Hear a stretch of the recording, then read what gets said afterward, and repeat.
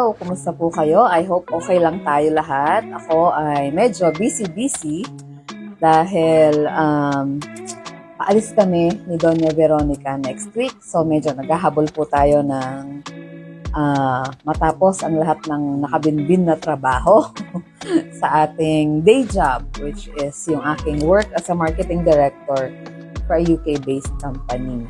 Ayan. But as promised, pag-uusapan natin ngayon, why is it important particularly for women to build muscles, especially kapag nagkaka-age tayo. Bakit muscles? Ang mga babae po kasi,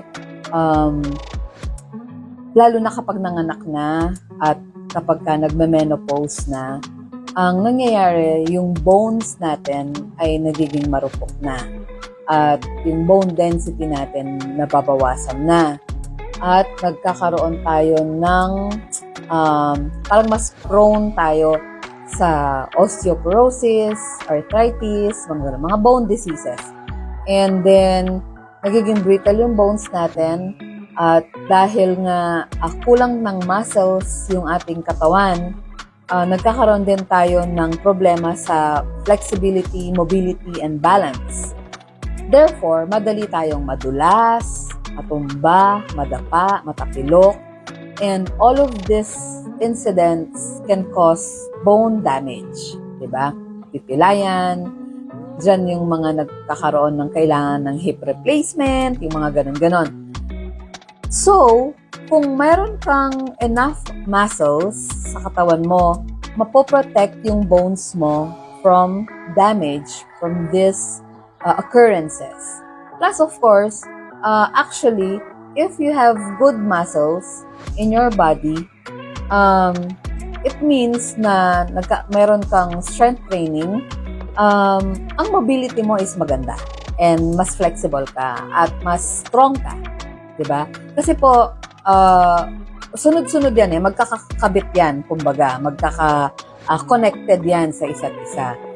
If you build muscles, then you become stronger.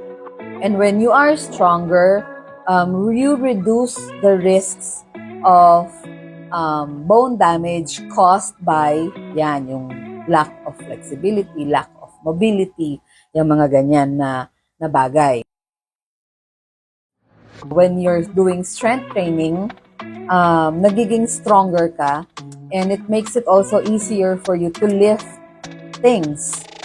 Mas madali mong mabuhat ang isang timbang tubig, or yung isang galon ng mineral water, or 10 kilong bigas na binili mo sa grocery, di ba? Instead of, ang bigat-bigat ng groceries ko, mag-tricycle na lang ako. But because you are stronger and you have more energy, you have the option to say, hindi na ako magta-tricycle, lalakarin ko na lang, kaya kong buhatin ito. Ito po, siguro, parang, paano may increase ang metabolism ko if I have more muscles? Baka nag-iisip kayo kung bakit, di ba? So, ganito po yun. Ang muscle kasi is metabolically active. For every muscle gained, you burn 6 to 8 more calories at rest. Yan. So, mas mabilis mag-burn ng calories ang iyong katawan while at rest, kapag mas marami yung muscles mo. Because I gained muscles, tumaas din yung aking metabolic rate. Dati 1291, ngayon naging 1314. So, yun po yun. It's also because connected siya sa nag-increase yung aking muscle mass from 39.8 to 40.7. Next is hormonal balance. Okay? Bakit hormonal balance? Kapag nagre-resistance training ka, nako-correct yung iyong hormones. Nare-regulate yung hormones, like yung cortisol mo and all that. And nagkakaroon ka din ng parang resistance to stress, or nare-reduce yung iyong parang mga symptoms ng PMS, or menopause, mga ganon. So, strength training is helpful in that sense. Next is improved insulin sensitivity. Muscle cells are more responsive to insulin kesa sa fat. So, it means na mas nagagamit ng iyong katawan ang glucose kapag you have more muscles. So, of course, when you talk about insulin and glucose, we also mean to say that resistance training and building muscles helps in preventing type 2 diabetes. And then, last three, of course, needless to say, di ba, yung ating mental health, mas maganda kasi kapag sinabi mong resistance training and when you're trying to gain muscles, you are doing resistance training. And that's a form of exercise, so therefore, it helps with your mental health. Nakakatulong yan sa ating mental health. Sa akin, it's been very, very helpful. Resistance training has also given me more confidence. It also helped me embrace, it helped me embrace yung katawan ko ngayon at every day, and then when it's improving, I'm happier, I have more confidence, and I have parang mas stable yung aking mind, ganon. And then of course, healthy aging. When you're trying to build muscles, when you're doing resistance training, you age ng mas maganda, mas healthy, because of course you have better muscles, you have better flexibility, you're able to do more things, you have good metabolism, so you accomplish more and you have more sense of fulfillment, diba? So magkakakonekta talaga po yan lahat. And then of course, cardiovascular health, kasama na rin yan, na sinasabi kasi, akala kasi ng iba, pagka cardiovascular health, aerobics lang. But no, actually, even resistance training helps with cardiovascular health. Ako po, I was diagnosed with congestive heart failure in 2019, and I have been hypertensive since I was 36 years old, so that's 11 years ago. Nag-start na ako ng hypertension medications ko. And then, nagkaroon na din ako ng parang cholesterol medications, yung atorvastatin.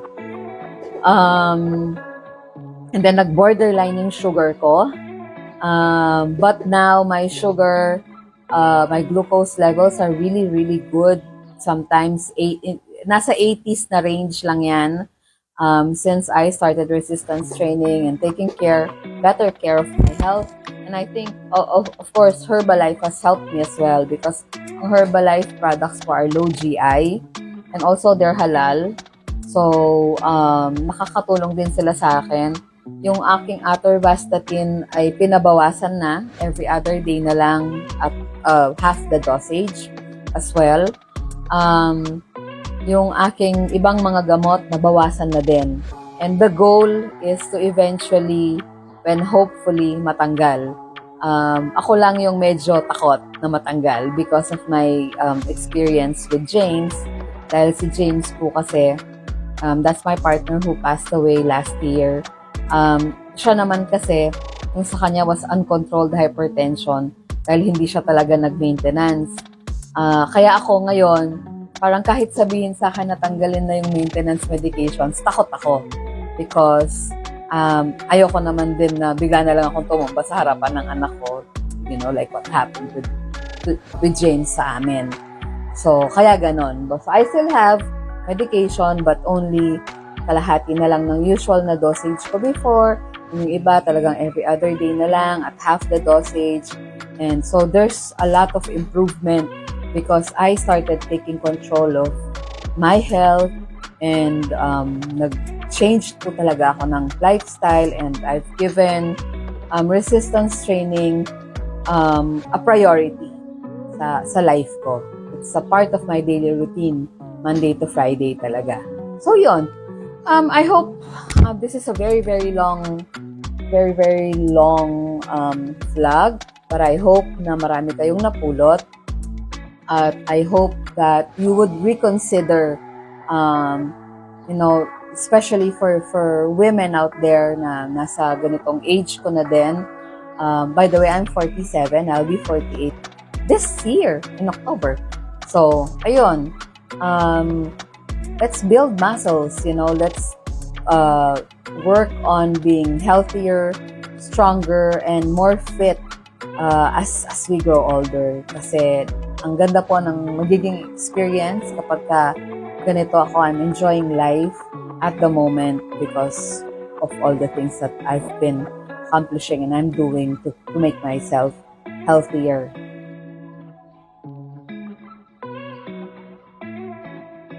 Next vlog ko is it 80-20 nga ba? Or 50-25-25? What do I mean by that?